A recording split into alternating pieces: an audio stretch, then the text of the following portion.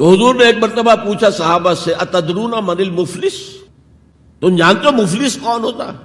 صحابہ نے جواب دیا المفلس عندنا من لا درہم لہ ولا دینارا،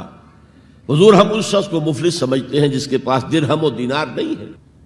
فرمایا نہیں، میری امت کا مفلس وہ ہوگا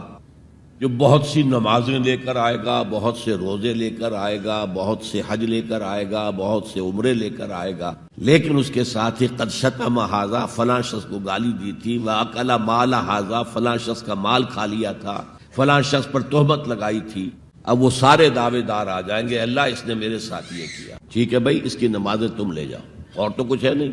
اعمال کی کرنسی ہے، نیکی تم لے جاؤ۔ کوئی اور دعوے دار آیا، روزہ وہ لے گیا، اس کے پاس کچھ نہیں رہا، دعوے دار اب بھی باقی ہیں۔ اب ان کے گناہ جو ہے اس کے حساب میں پڑنے شروع ہو جائیں گے، یہاں تک کہ دوسروں کے گناہوں کے بوجھ تلے دب کر وہ جہنم میں جھونک دیا جائے۔ یہ مفلس